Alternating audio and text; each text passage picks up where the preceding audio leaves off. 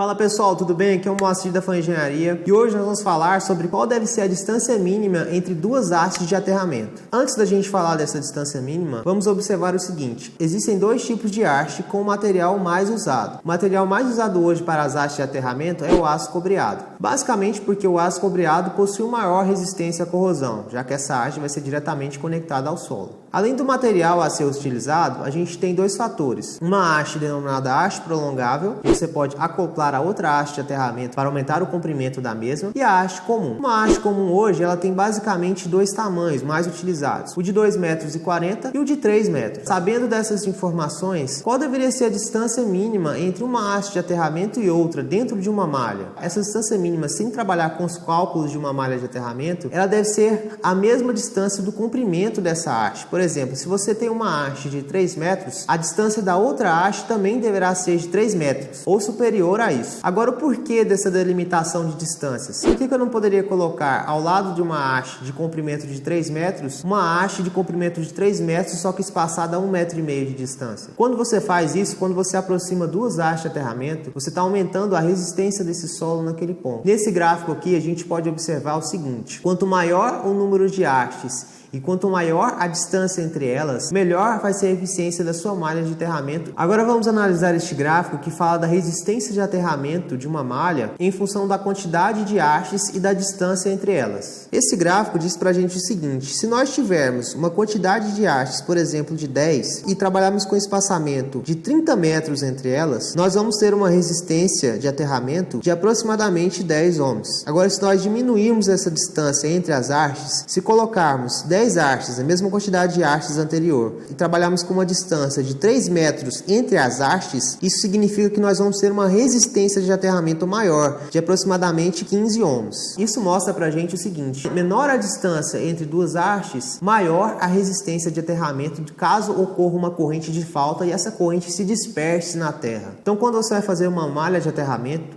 procure primeiramente espaçar uma haste a outra no mesmo comprimento dessas hastes. Por exemplo, se uma haste de 3 metros, ela deve ser espaçada a 3 metros de uma outra haste de aterramento. Isso vai segurar uma resistência, uma impedância menor e não uma impedância múltipla caso ocorra uma dispersão de corrente. Se você tem uma haste de 3 metros, não coloque essa haste a 1,5 metro de distância, coloque da mesma distância do comprimento dessa haste. Espero que esse vídeo tenha ajudado vocês. Qualquer coisa pode perguntar aqui na descrição que a gente tem um prazer em te ajudar. Um grande abraço e até a próxima!